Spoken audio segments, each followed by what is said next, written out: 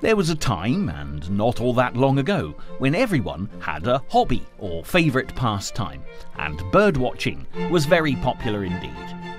Along with the philatelists and their stamps, the campanologists and their bells, the ornithologists busy watching the birds were numerous, with virtually the entire population of Great Britain able to identify the majority of common garden birds. But with technological advances and around-the-clock multimedia entertainment, many of these very traditional pleasures have been forgotten. Even so, as the stresses and strains of 21st century life have left people overworked and desperately in need of relaxation, the delights of such activities, birdwatching in particular, are enjoying a surge in popularity. What's more, with little or no specialist equipment needed to get started, it looks as if this is one trend that is set to continue. For many of us, putting out food scraps for the birds during the cold winter months will have been our first experience of interacting with our feathered friends. These memories, created in childhood, will be very special, and the enthusiasm to build on our recollections is without doubt within us all, and it really doesn't matter whether you live at the heart of a busy city or amongst the rolling hills of the countryside. Birdwatching is equally as delightful. The species you see will vary, as they will across the British Isles, but the principles remain the same wherever you happen to be birdwatching. As our interest in birds develops, as it inevitably will, there's a great deal to be discovered. In this programme, which is dedicated to using various methods of feeding to attract the widest possible range of bird species to your garden, you can see for yourself how it's done.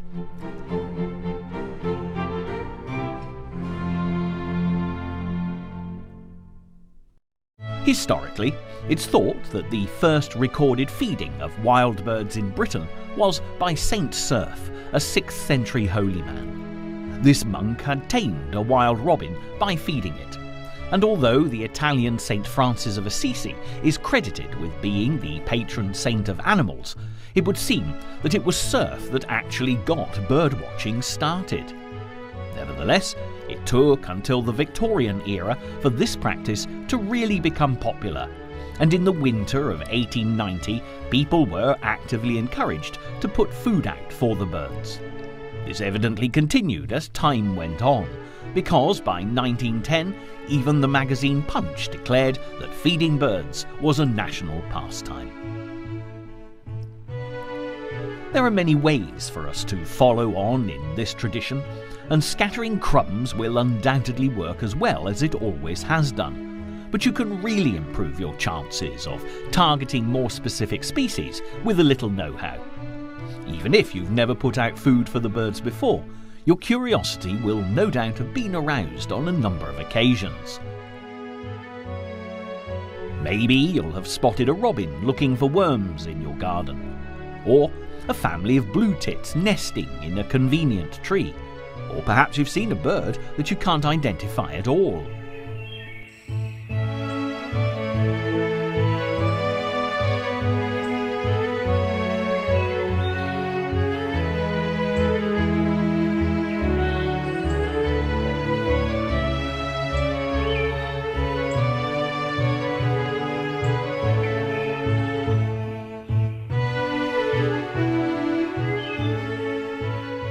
The fascination of catching a glimpse of the natural world in this way will get you thinking about the wildlife you can attract to your garden, and with a little research you'll be able to confidently list the differences between even the most similar looking birds. To begin with, you may be perfectly happy scattering food on the ground, but using feeders and bird tables to elevate your offerings will be a great way to attract more birds to your garden, as many species would simply be too wary to feed at ground level. They'll still take a while to get confident and begin feeding, but once the trust has formed between the birds and your garden, you'll be seeing more and more of our feathered friends on a daily basis.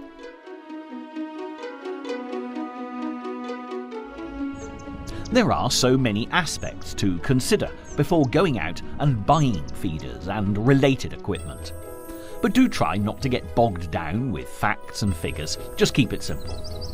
Firstly, decide which birds you'd most like to see in your garden, and consider whether they're resident species or migratory visitors.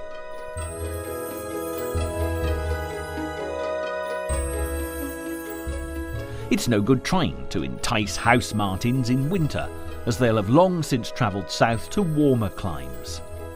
You'll probably need to do a little research next to discover what your favourite species like to eat. Whether it's the beautiful greenfinch that has a soft spot for seeds, or the glossy blackbird that adores juicy worms. Knowing what to put out will make all the difference. Also, it's worth remembering that not all birds will eat from the same kind of feeder. For example, the upside-down feeding siskin will fare better with nuts that are hanging, while the chaffinch that has a beak perfectly adapted for picking up seeds prefers to eat at ground level.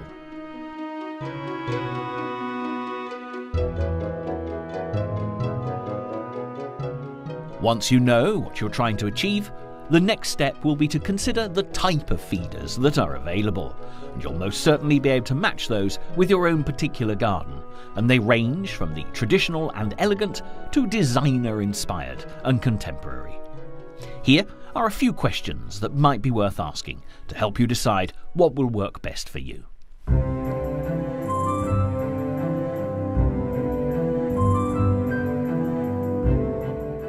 First and foremost, you really need to decide how many feeders you're happy to take care of. Apart from putting them up, which can be time-consuming, and moving them around until the birds are happy with their location, you also need to put aside time for cleaning your feeders on a regular basis to reduce the risk of disease for the birds and the arrival of unwelcome visitors such as rats.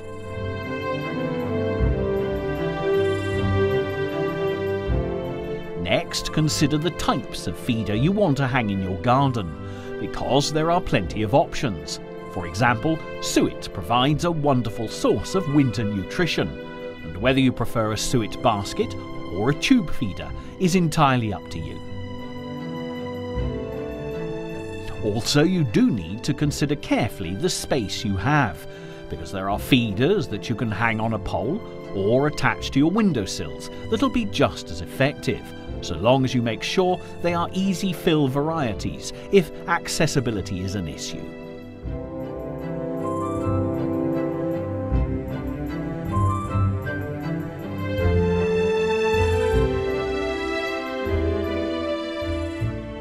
Last but not least, think carefully about your budget, because not only have you got to buy your feeders, you also have to fill them. The size is an important factor, as keeping a lot of large feeders topped up can be pricey.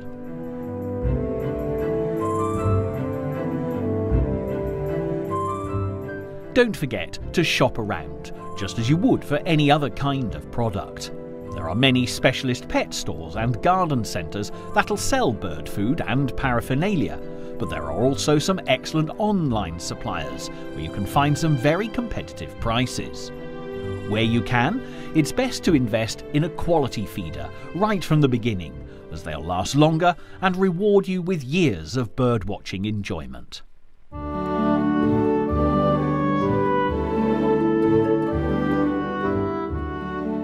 There are plenty of carefully designed feeders to choose from. There are certainly things that you can look out for. The seed mix feeders, for example, tend to have a little ledge for the finches and tits to perch on whilst eating. Here you can see a white dove trying to eat from this domed seed feeder, but it's not ideal for a larger bird. Putting your feeders at a higher level around your garden will attract the smaller songbirds and keep the bigger birds at ground level, where they'll fare better, although it doesn't necessarily mean they won't have a try, just like the white dove, for such tasty treats.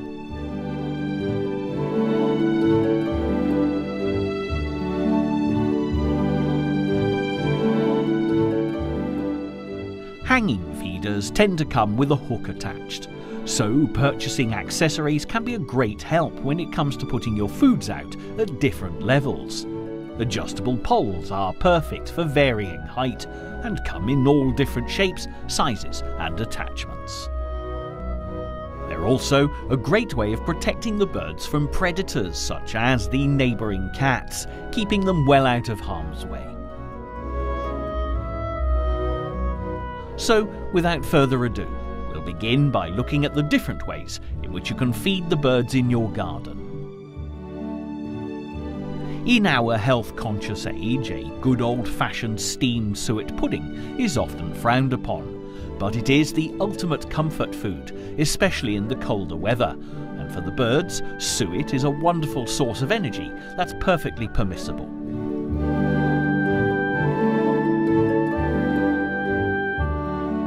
Suet is a solid, hard type of fat located around the kidneys of animals, with beef suet being the most readily available. It is a great treat for feeding birds as it's high in calories and can be purchased in various ready-to-use forms. There are approximately 850 calories per 100 grams of suet, which in a harsh winter could make the difference between smaller species living or dying. Putting out suet-based feeds in the winter months will let the birds know that your garden is their new safe haven, that they don't have to waste more energy searching for food. Species like the coltit will particularly appreciate suet because they have a high metabolic rate and can consume up to 1/3 of their body weight in food per day.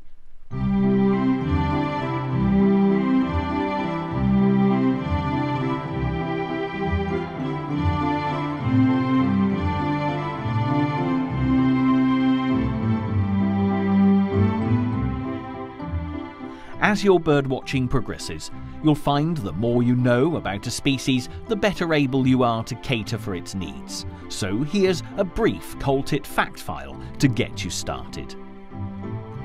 This tiny tit is only 11.5 centimetres in length and looks quite similar to the marsh and willow tit. This bird prefers woodlands, gardens and parks, and when it comes to nesting, a suitable hole in a tree will be their first choice, although a garden nest box might just be selected. Understanding a bird's nesting habits will be very useful, as this is a time when they'll be really grateful for a steady food supply, with many hungry mouths to feed. In the coltit's case, there may be 2 clutches of about 10 eggs during the breeding season. This starts in mid-April, with the female making a cup-shaped nest of roots, moss, wood, dead leaves and other soft materials. Once the eggs hatch after just over a fortnight, both adults feed the young, who then leave the nest after about 18 to 20 days.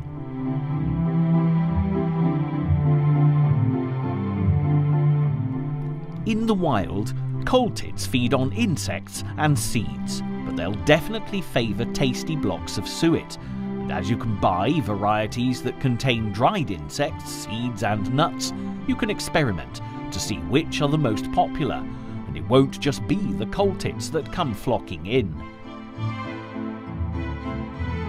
You can also make your own suet-based cakes, adding ingredients of your choice, which can also be put in blocks or spread on the tree trunks around your garden.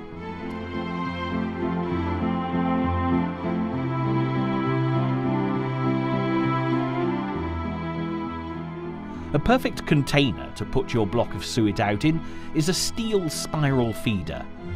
With no lid or fiddly catches to contend with, it couldn't be simpler. And of course, the sturdy spirals give the birds a safe perch to hold on to while they're enjoying a veritable feast.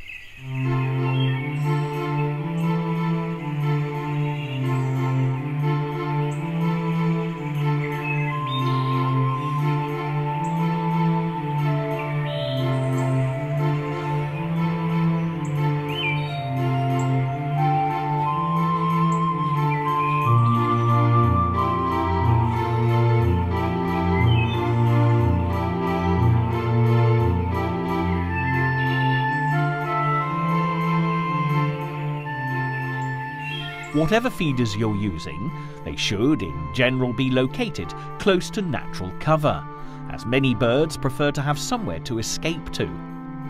This is why spiral feeders vary in dimension, so that you can hang them in a variety of locations.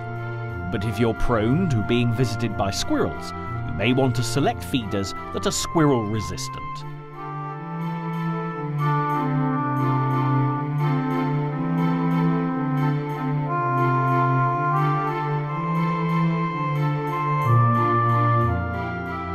Should you find that the bigger birds are eating all the suet and not letting the smaller species get a look in, choosing a feeder of smaller dimensions should help give the songbirds a chance of feasting on the tasty suet, leaving the stronger, larger birds to try elsewhere.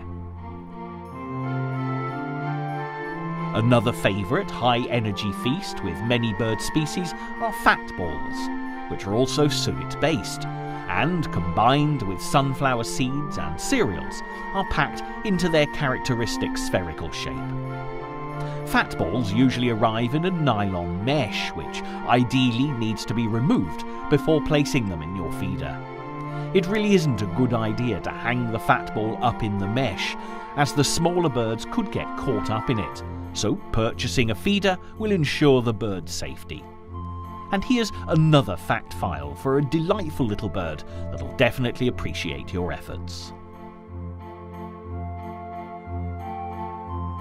The long-tailed tit is a big fan of tasty fat balls, and although this bird is up to 15 centimetres in length, its tail makes up most of that measurement, and it only weighs a feather like 7 to 9 grams. You'll find them living in hedges or bushes and woodland during the winter months, so if you're lucky enough to have a suitable garden, a long-tailed tit won't be too far away, especially with fat balls on offer. Although they're great insect eaters, they're also more than happy to feast on seed mixes and peanuts.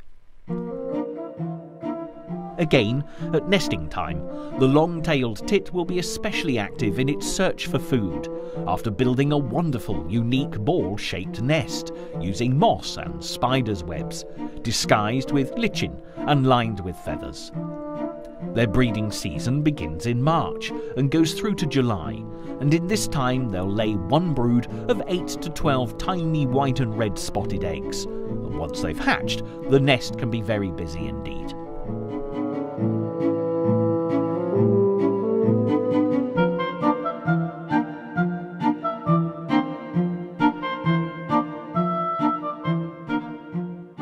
This very contemporary-looking metal holder with circular holes that you see the long-tailed tits feeding on here is perfect for small fat balls, holding up to 5 of them. With its easy-to-pop cap at the top for refilling, the circles are the perfect size for our feathered friends to feed from, while being pretty squirrel-proof. Lovely as squirrels may be to look at, they can get through an awful lot of food very quickly. So do keep in mind that buying squirrel-proof feeders may save you a fortune in the long run. However, that said, squirrels can be extremely resourceful, and if they can knock a feeder to the ground and pull the lid off it, they will.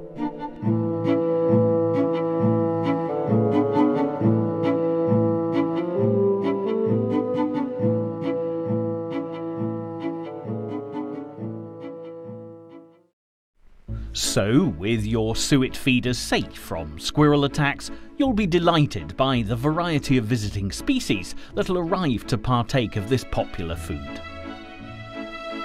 The long-tailed tit and the coal tit certainly won't be the only members of this family of birds that'll make the most of these feeders, with blue tits and great tits appearing regularly too, along with all manner of finches, or even a nuthatch once your feeders have become well established. And you're not limited to hanging fat balls either, because they can also be crumbled between the fingers and scattered on ground feeders or bird tables to attract the bigger species like starlings, blackbirds, jackdaws and doves.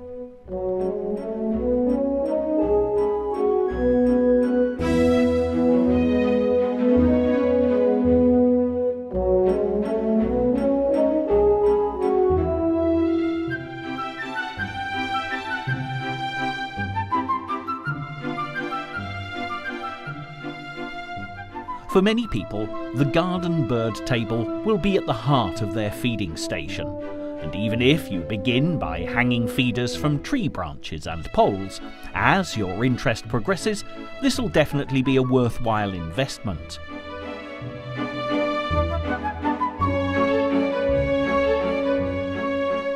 Not only will you be able to keep the birds happy with a wide variety of foods, they'll also provide shelter if you choose one with a roof. There really is a remarkable range of bird tables available, and depending upon what garden space you have at your disposal, you can take your pick.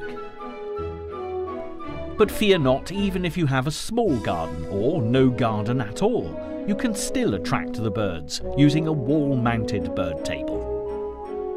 Even so, the most popular bird table is the traditionally styled version, standing about 2 meters high, with or without the protection of a roof. They often come as an easy self-assembly pack, with instructions and fittings provided. Some will have an easy-to-lift-out plastic tray, which is effortless to clean. But if you pick one without this, make sure you still brush away the debris every time to put out new foods. Regular cleaning of your bird table is vitally important, and although hot soapy water will do the job adequately, if you want to be extra careful, your bird food supplier will generally sell an animal-friendly disinfecting spray that's suitable for this particular job.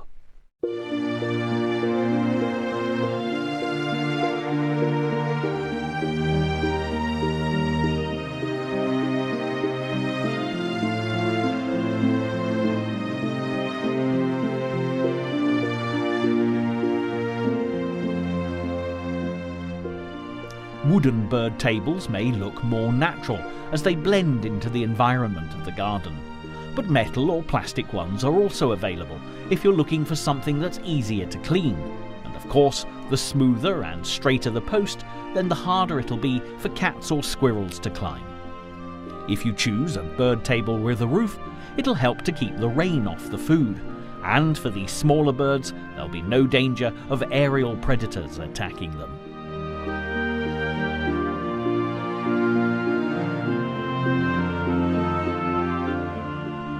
Location will be very important, and you may well find that you have to move your bird table around a little to find where the birds prefer to feed.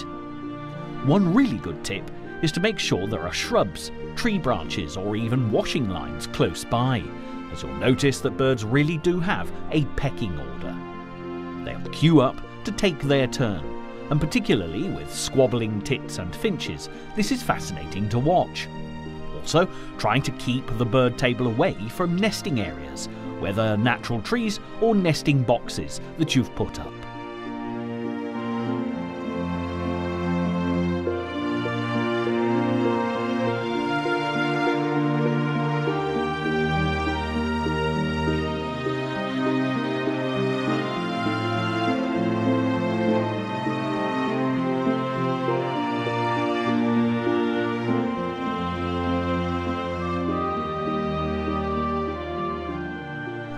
Encouraging feeding under the nesting territories of other birds will not be a wise move. Even the smaller species will get very territorial when they have chicks to care for. Bird tables are readily available from garden centres and online. An ideal size is 3 to 4 square feet, because if it's any smaller, it'll mean that fewer birds will be able to feed at the same time. It's also worth remembering that you can hang various feeders from your bird table as well, which means you can have a wide selection of foods that'll suit all manner of species.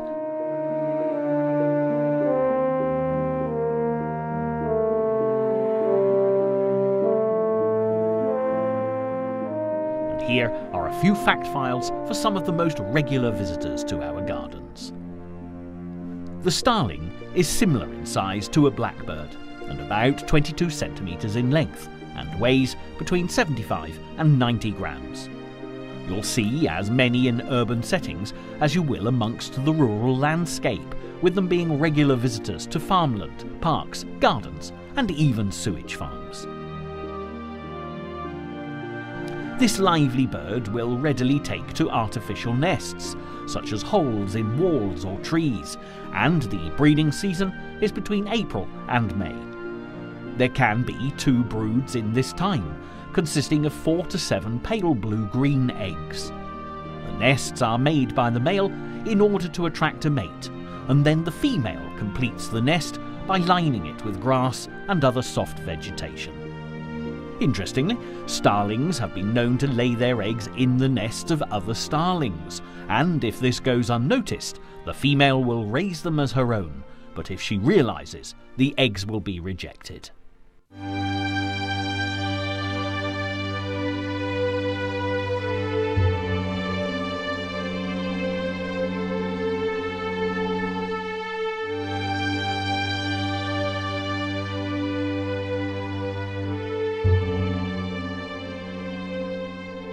Starlings will eat just about anything, but they are big fruit fans, and as well as scattering on your bird table, you can fill a feeder with chopped up apples or pears. One good tip here is to pick up any windfalls during the autumn, which you can then pack away carefully, keeping them somewhere cool, so that you'll be able to offer this treat all through the colder winter months. The ideal feeder to put fruit in will have mesh around the outside, so that the birds can easily take small pieces of apple without there being any danger of them choking on whole chunks. The feeder you're looking at here also has a pop-off lid, which means it'll be very easy to refill, something you'll need to do regularly if there are starlings about. And if you happen to have blackbirds visiting regularly, they too will be very partial to fruit of all varieties, as well as insects and worms.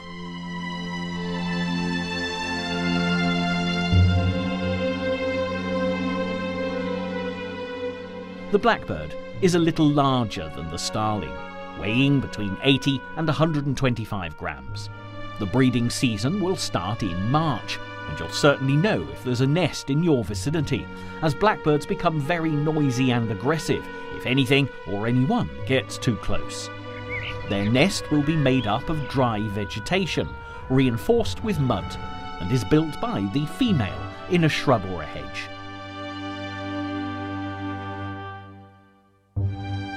She'll lay between 3 and 5 brown, freckled, greenish-blue eggs, and can have up to 4 broods in a season. Both the male and female feed the chicks that will leave the nest about a fortnight after hatching, which is why any regular supply of food will be gratefully received.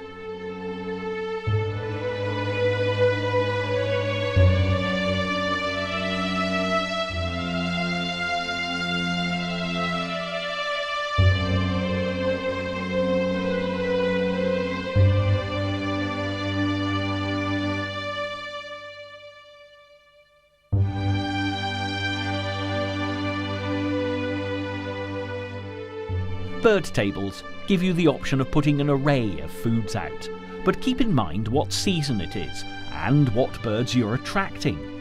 Household scraps are fine to put out, but there are a few great favourites that'll be extremely popular.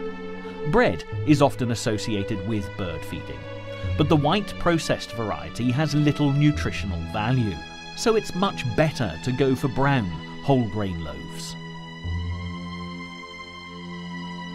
Cheese will also be gratefully accepted, and cooked potatoes are perfect for keeping out the winter chills, although chips will often be left untouched. Although we'll talk later more about bird food mixes when we come to seed and nut feeders, any of these can also be scattered on your bird table.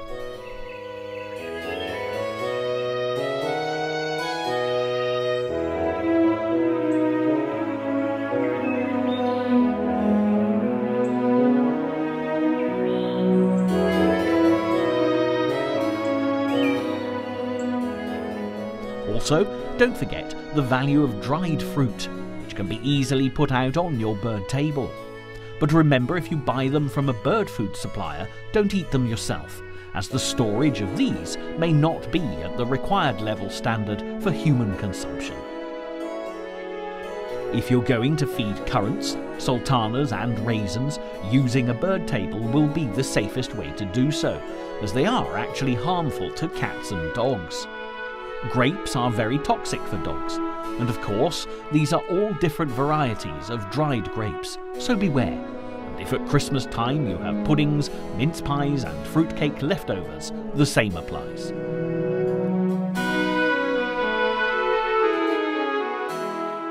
A bird table can also be used as a ground feeder if you don't put it on a pole, or you can actually buy a ready-made ground feeder if you'd rather not scatter your offerings quite so randomly.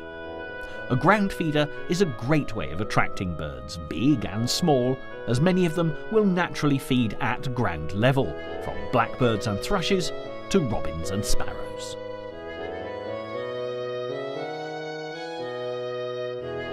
They provide a large area for feeding, and being lightweight they're easy to pick up and bring in so as to discourage those unwanted nighttime visitors. The advantages of using a ground feeder means that your offerings will dry quickly if it rains, will not be buried by snow, and will stay fresh and disease-free. This wooden ground feeder is a great example of one of the many designs you can choose from. It's easy to fill and clean, and has a mesh tray at the bottom so it easily drains during bad weather. There are also raised edges to prevent the food from blowing away. Ground feeders tend to be a few inches from ground level, and this particular one has been placed over a flat surface for easy cleaning. Birds can be messy eaters, and here any debris can be easily swept away. Again, just like with the suet feeder and the bird table, you can experiment to find the best location for the birds, but it's worth keeping it away from shrubs where hidden predators like a stealthy cat might be waiting to pounce. There will be some delightful birds to look out for at ground level, and here are fact files for the pied wagtail and the chaffinch. The pied wagtail is full of character with its wagging tail, despite its small size measuring up to just 18 centimetres in length and weighing between 20 and 27 grams.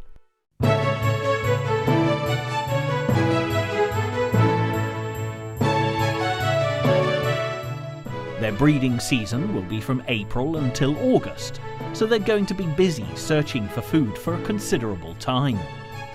Using thick vegetation or even the disused nests of other species, they'll add leaves, twigs, moss, feathers and hair for lining, and lay up to 2 broods a year of between 3 and 5 whitish eggs with dark spots.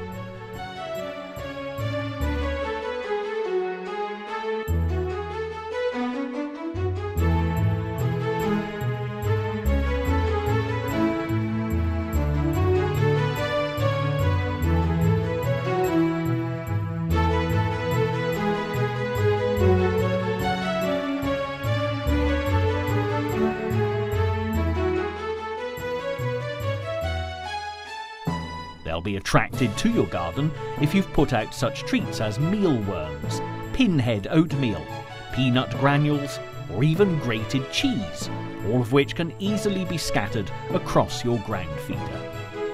This has, of course, been designed so that you can easily see the birds feeding, as well as spotting when it needs refilling.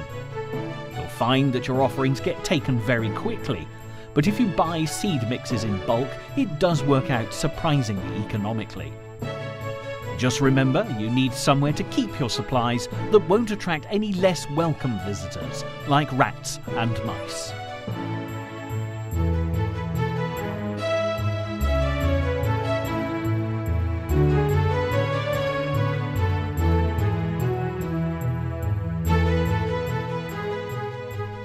The chaffinch will be a great fan of seed mixes at ground level, and here's its fact file. This delightful bird is the most colourful member of the finch family, measuring up to 15 centimetres in length and weighing between 18 and 30 grams. They'll favour hedgerows, gardens and farmland, and nest in bushes or at lower levels in trees, using a construction of grasses decorated with lichen, where they'll lay up to 5 dark green spotted eggs.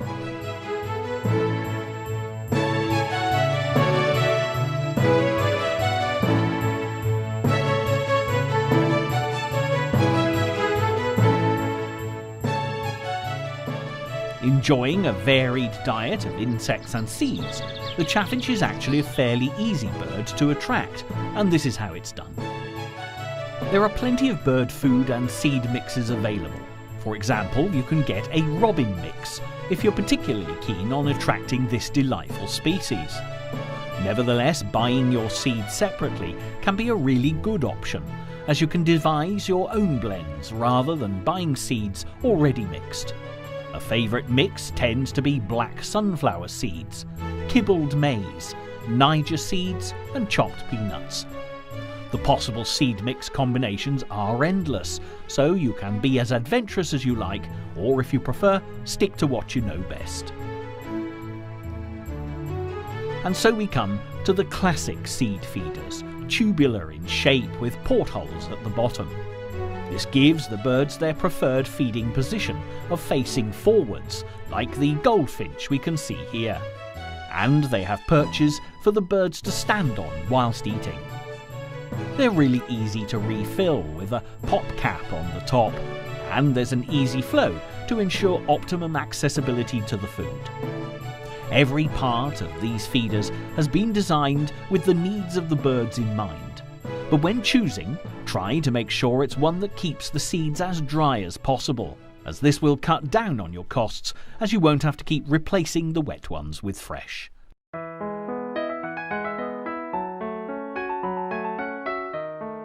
Here's a fact file for the goldfinch, one of the most beautiful of all garden birds, that's similar in size to a blue tit, at about 12 centimetres in length, weighing up to 17 grams. The goldfinch breeds from April to August and can have up to 3 broods of 5 to 6 spotted and streaked bluish eggs in nests that are small and cup-shaped, constructed from wool, moss and grass.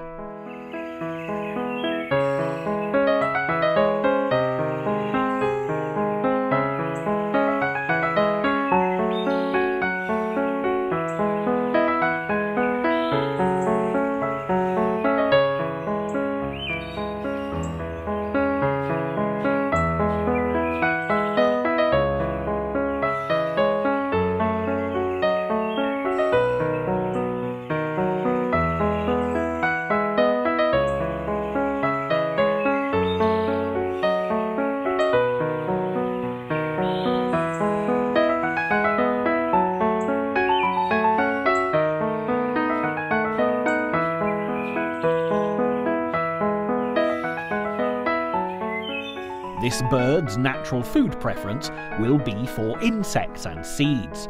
But if you stock your feeders with sunflower hearts, black sunflower seeds, Niger seeds and peanuts, you're very likely to attract them.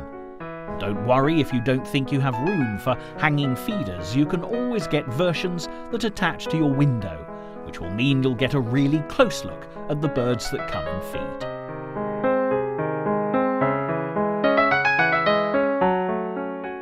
On closer inspection, sunflower seeds are the primary ingredient for the majority of bird mixes. They are flat seeds with an outer coat of black and white stripes, which protects the inner seed that's packed with iron and fibre, and extremely popular with many species. The only downside is that these seeds can be quite messy, as the birds have to bite through the outer shell, which is then dropped to the floor. Even though you might have to do some sweeping up, this food is definitely worth the effort, because it's a great favourite with greenfinches that are always a delight to see.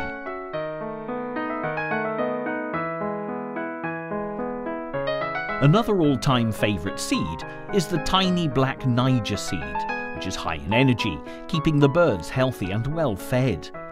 The oil content of these seeds is also considerable, making it the perfect food for all occasions, from the frenetically busy breeding season right through to the chilly days of winter.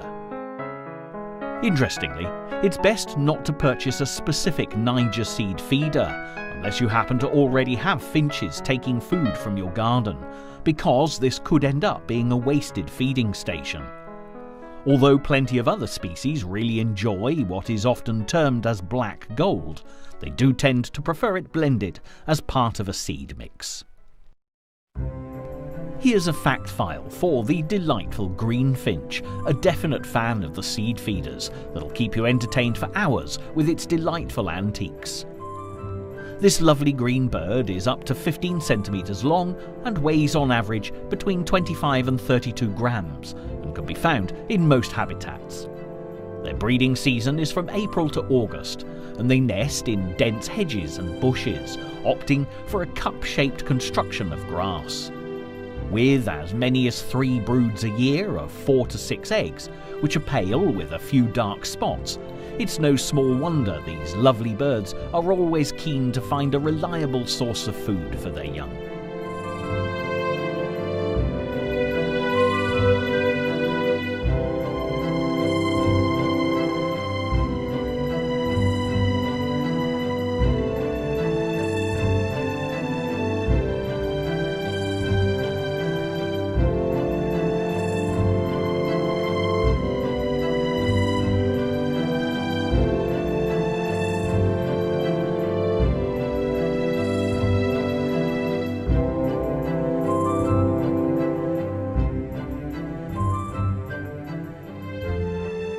Another species that your seed feeders are likely to attract will be the house sparrow, a delightful little bird measuring between 14 and 15 centimetres in length that weighs up to 32 grams.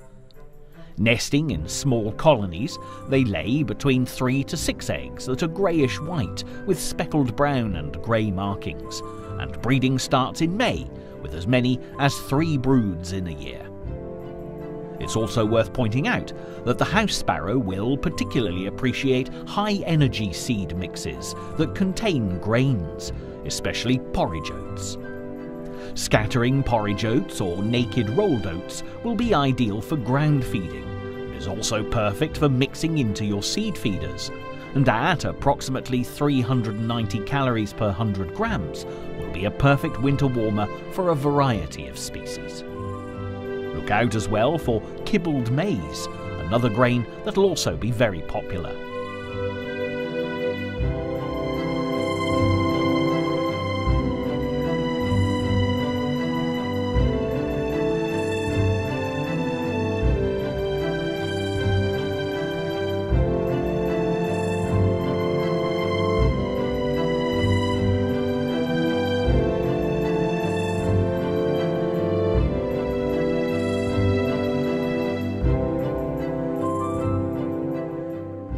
But when it comes to feeders, perhaps the most effective of all will be those containing nuts, which are very nutritious as well as being rich in protein and oils, making them of great value, especially during the mating season.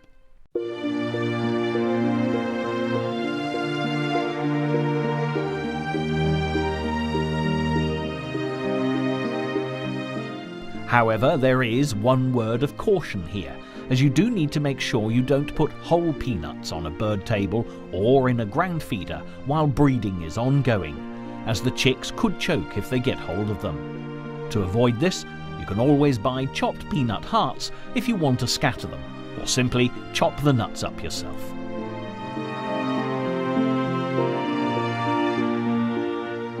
To avoid any risk though, it's a good idea to use a nut feeder, as they are actually designed to protect the smaller birds from choking. They have mesh gaps, usually around 6 mm wide, which prevent the birds pulling whole nuts through while being large enough to make sure no damage is done to their beaks. If you're in any doubt, you can buy nut feeders that are RSPB approved and of the ideal dimensions. You do also have to be careful about the type of peanuts that you feed to the birds, as surprisingly, those sold for human consumption can be harmful to birds. Those sold by bird food suppliers will be guaranteed aflatoxin-free, because although not a problem for us, this can be fatal for the birds, even in the tiniest quantities. You can have a lot of fun with nut feeders, hanging them in trees as well as from bird tables. If hung lower down, they'll attract smaller birds like the greenfinch and the siskin, but at higher levels it'll attract bigger birds all year round. This silver nut feeder is designed in the shape of a lantern, with an easy-to-pop cap on the top for refilling. A nut feeder like this one is a good choice because it's made of metal, and although more expensive to buy to start with, it could end up being more economical in the long run, as it'll last longer. Also, do look out for useful perches on feeders. The birds will be able to stand safely and eat, or, for the smaller species, they'll be able to take a well-earned rest. Your nut feeders will undoubtedly bring you plenty of new species, and some may be a delightful surprise, like the great spotted woodpecker. So let's take a look at its fact file. This woodpecker is similar in size to a blackbird, measuring up to 23 centimetres in length and weighing between 70 and 90 grams. Nesting will be between April and July, when they'll dig out tree chambers at about 3 metres above the ground, or they'll use specialist nest boxes, so it's worth putting them up if you have suitable trees in your garden. These woodpeckers tend to have one brood of 4 to 7 eggs in a year, with breeding beginning in mid-April.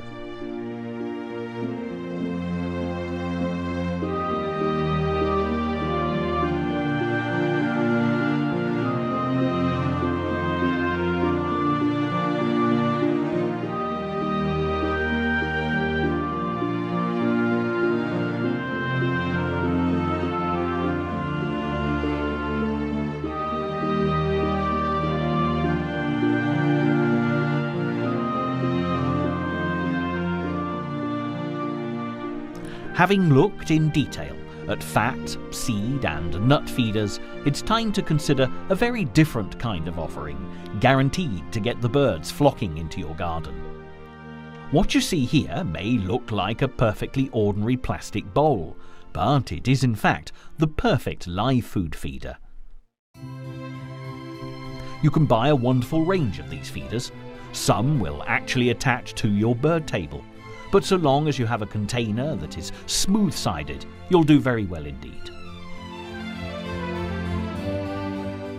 What you need to ensure is that the birds can see the food clearly, with your worms not able to disappear from sight.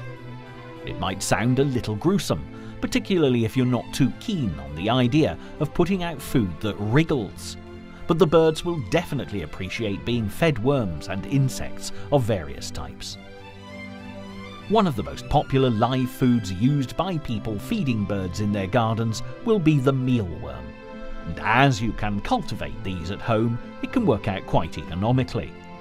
Mealworms are a very safe option for your birds as they're vegetarian, and there's no danger of them carrying the potential fatal diseases that can be present in offal-fed maggots.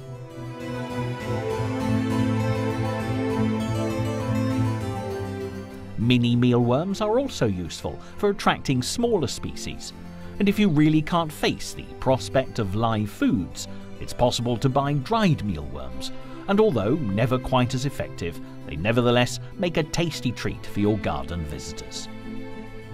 As well as mealworms, you'll also find earthworms are very popular indeed, and crickets that are readily available from pet food suppliers, as well as online, will also be very acceptable.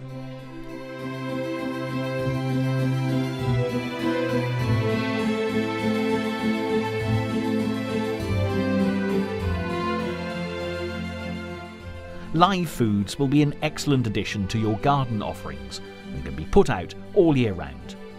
During the breeding season, this will be especially valuable, as even species that normally feed on seeds and nuts will take live foods to feed their young. And you never know, after attracting the great spotted woodpecker, the much rarer lesser spotted woodpecker might just pop in for a feast, not to mention the blackbirds, blue tits and robins that'll be quick to realise that live foods are on the menu. So, here are the fact files for our last two species. The delightful blue tit can measure up to 11.5 centimetres in length and weighs between 9 and 12.5 grams. With a fairly long breeding season from March to June, they line their nests with moss, grass and feathers, targeting small natural holes or nesting boxes that have been put out in the garden. They'll have, on average, 2 broods a year of between 7 and 12 eggs, and feeding their young means that you'll see a lot of blue tit activity while they're busy rearing their young.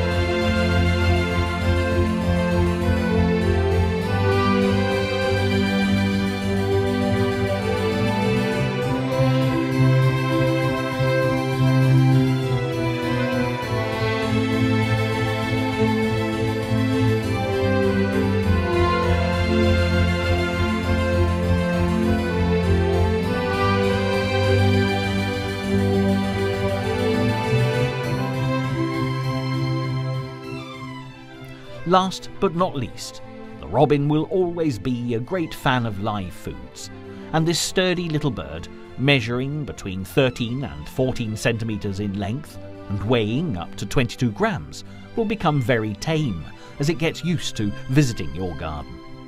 They are known for nesting in some strange places, so if you have regular visits from robins, keep an eye on what they're up to in spring, and it's well worth putting up nesting boxes, as they'll often settle happily for a man-made home. Their nests will be cup-shaped and made from grass and leaves, lined with hair. The eggs are blue and speckled with red spots, and there'll often be 2 broods of 5 to 6 eggs each year, with the breeding season beginning in late March.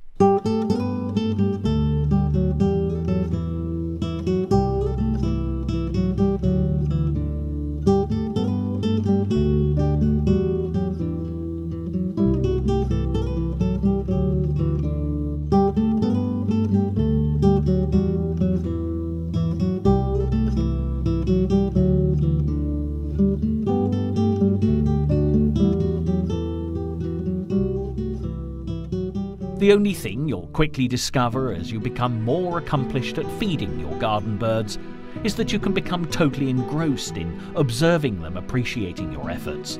And sadly, our time watching the birds discovering what they really like to eat has now flown by, if you'll pardon the pun. Looking out on this garden covered in snow, you can immediately see why such contributions to the birds' dietary requirements will be so valuable.